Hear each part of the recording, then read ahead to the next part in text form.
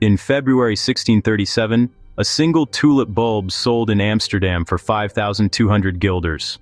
To put that in perspective, a skilled craftsman earned about 300 guilders per year. That one bulb cost more than a canal house in the best part of the city. Within weeks, tulip prices collapsed by 99%. Fortunes evaporated overnight. Contracts became worthless. And the Netherlands learned a lesson about financial mania that we're still ignoring today. This is the story of history's first recorded speculative bubble. And every boom and bust since then has followed the exact same pattern. How it started. The exotic becomes the investment. Tulips arrived in Europe from the Ottoman Empire in the 1550s. They were exotic, beautiful, and unlike anything Europeans had seen. The wealthy classes went crazy for them. But here's what made tulips different from other luxury goods. They were scarce in a very specific way. A tulip bulb takes years to cultivate from seed. And the most prized tulips, the ones with dramatic stripes and color breaks, were actually infected with a virus that made them even harder to reproduce.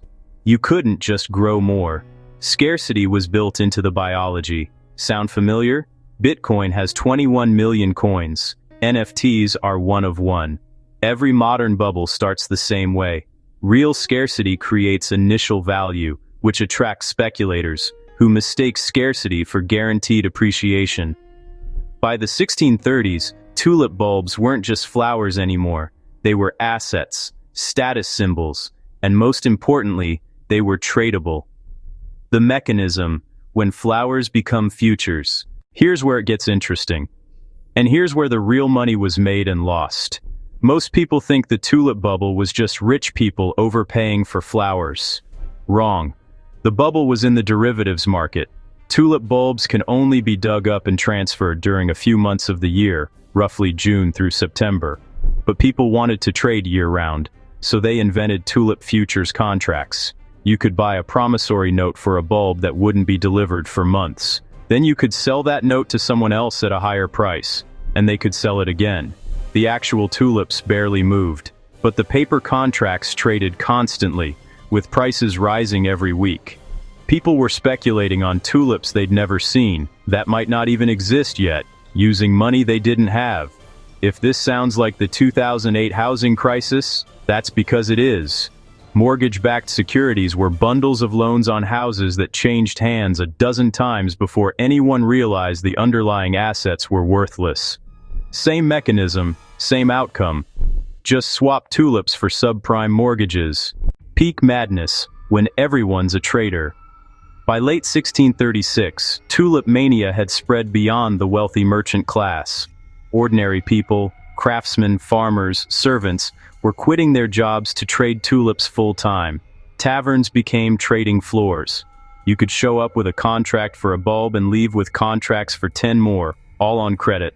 One famous story, a sailor mistook a rare tulip bulb for an onion and ate it with his herring breakfast. The bulb's owner had him arrested. The onion was worth enough to feed the sailor's entire crew for a year.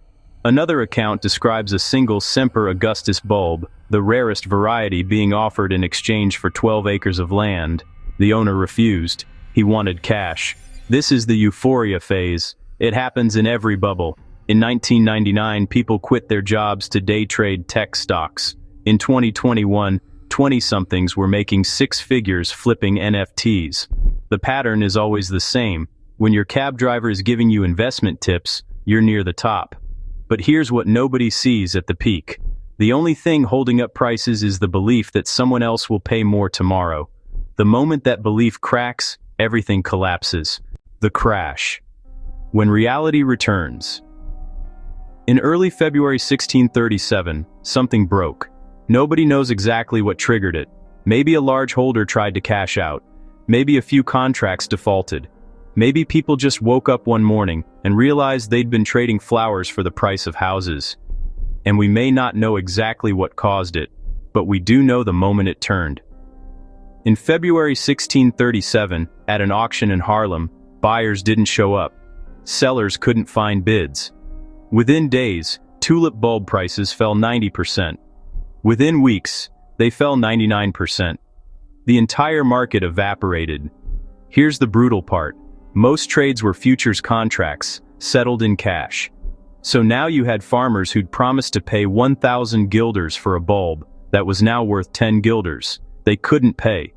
And the person on the other side of that contract was counting on that 1,000 guilders to pay their contract. It cascaded. The Dutch government eventually stepped in and declared that all contracts could be voided for a 3.5% settlement fee. Translation: nobody got paid, everyone lost everything, and the government cleaned up the mess. The 2008 financial crisis followed this exact script. Lehman Brothers collapsed. Counterparties couldn't settle. Credit markets froze. The government stepped in with bailouts. 400 years later, same pattern, different asset. What made it a bubble? Here's what historians miss about Tulip Mania. The problem wasn't that people loved tulips. The problem was leverage, speculation, and detachment from fundamental value. Three forces always create a bubble. Force number one, leverage. When you can control an asset with little money down, small price moves create huge gains. That attracts speculators.